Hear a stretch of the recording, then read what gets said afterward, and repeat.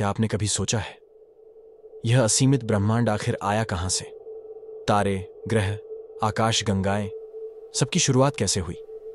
शास्त्र कहते हैं कुछ और, विज्ञान बताता है अपनी थ्योरी, लेकिन संत कबीर का दृष्टिकोण इन सबसे अलग है। कबीर कहते हैं, ना धूप, ना छांव, ना दिन, ना रात, उस शून्य से ही जन्मी पूरी सृष्टि। तो आखिर कबीर किस रहस्य की ओर इशारा करते हैं? आइए जानते हैं कबीर की दृष्टि से सृष्टि की उत्पत्ति का अद्भुत सच। कबीर कहते हैं, इस सृष्टि के बनने से पहले कुछ भी नहीं था। न आकाश था, न वायु, न अग्नि थी, न जल, न धरती थी, न सूरज, न चांद। सब और केवल गहरा शून्य था, अंधकार था। उस समय केवल एक ही था, परम सत्य, जिसे कोई सत्य पुरुष कहता है, कोई सहज राम और कोई अलख निरंजन। वह निराकार था, अविनाशी था, और उसकी सत्ता सर्वत्र व्याप्त थी। यानी जब कुछ भी नहीं था तब भी वही था, और जब सब मिट जाएगा तब भी वही रहेगा। जब उस परम सत्य ने इच्छा की तब गहरे शून्य में एक अद्भुत कंपन हुआ। वह कोई साधारण ध्वनि नहीं थी, बल्कि अनहद नाद था। एक ऐसी ध्वनि जो बिना किसी वाद्य के, बिना किसी स्रोत के स्वयं गूंजती है। यही आदि शब्द था, यही सृष्टि का प्रथम स्पंदन। इसी शब्द से 5 तत्व उत्पन्न हुए, आकाश, वायु, अग्नि, जल और पृथ्वी। और इन्हीं 5 तत्वों से आगे 3 लोक बने, भूलोक, स्वर्गलोक और पाताल लोक। यहीं से देवताओं का निर्माण हुआ, यहीं से जीव जंतु और मनुष्य प्रकट हुए, और इसी से यह समूचा ब्रह्मांड आकार लेने लगा।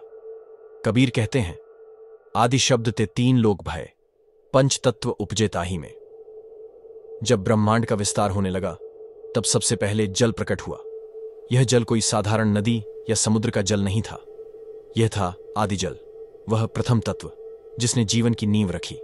और फिर उस जल पर एक अद्भुत आधार प्रकट हुआ। वह आधार था कच्छप, यानी कछुआ। यह कोई सामान्य कछुआ नहीं था, बल्कि स्थिरता और संतुलन का प्रतीक था। यही संकेत है कि यह पूरी सृष्टि एक अदृश्य आधार पर टिकी हुई है। धरती उसी पर टिकी, ग्रह नक्षत्र उसी से संतुलित रहे, और जीवन का क्रम उसी के सहारे चलता रहा। कबीर इस प्रतीक के माध्यम से समझाते हैं कि ब्रह्मांड का रहस्य केवल भौतिक नहीं, बल्कि गहन आध्यात्मिक आधार पर टिका है। कबीर कहते हैं, यह जो बाहरी ब्रह्मांड है उसका प्रतिबिंब हमारे भीतर भी मौजूद है। जैसे सृष्टि 5 तत्वों से बनी है, वैसे ही हमारा शरीर भी इन्हीं 5 तत्वों का मिश्रण है। आकाश, वायु, अग्नि, जल और पृथ्वी।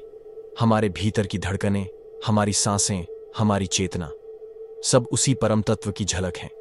यानी मनुष्य केवल एक देह नहीं, बल्कि एक चलता फिरता ब्रह्मांड है। और जैसे ब्रह्मांड के केंद्र में परमात्मा है, वैसे ही हमारे भीतर आत्मा का प्रकाश है।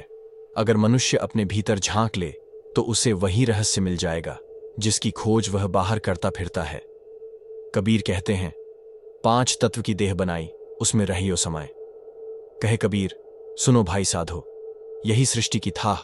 कबीर कहते हैं, सृष्टि का असली रहस्य किताबों से नहीं जाना जा सकता, नहीं यह केवल तर्क और बहस से समझ में आता है। यह तो अनुभव का विषय है। जो साधक अपने भीतर उतरता है, मन को शांत कर ध्यान में बैठता है, वही उस अनहद नाद को सुन पाता है। वह ध्वनि जो बिना वाद्य के स्वयं गूंजती है, यही नाद सृष्टि का मूल है, यही ब्रह्मांड का रहस्य है। बाकी सब अनुमान है, कल्पना है। कबीर कहते हैं, सृष्टि कोई नहीं जानी, सभी रही अजान। सहजे भैया सो जाही कहे, कबीर कहे पहचान। यानी जिसने इसे सहज अनुभव से जान लिया, वही सचमुच सृष्टि के रहस्य को पहचान पाया। कबीर का संदेश बिल्कुल स्पष्ट है। अगर तुम सृष्टि को जानना चाहते हो तो सबसे पहले खुद को जानो। मनुष्य बाहर बाहर खोजता फिरता है, कभी तारों में, कभी ग्रहों में, कभी शास्त्रों में, लेकिन असली उत्तर भीतर छिपा है। हमारे भीतर ही वह अनहद शब्द गूंज रहा है, हमारे भीतर ही वही परम तत्व विराजमान है, और हमारे भीतर ही सृष्टि का रहस्य छिपा हुआ है। यानी सृष्टि का आरंभ भी तुम हो और उसका रहस्य भी तुम ही हो। कबीर हमें यही समझाते हैं, बाहर मत भटको। अगर सच को जानना है तो अपने भीतर उतर जाओ, क्योंकि सृष्टि का स्रोत तुम्हारे ही अंतर में छिपा है। और ऐसी ही कहानियों के लिए हमारे चैनल को लाइक, शेयर एंड सब्सक्राइब जरूर करें।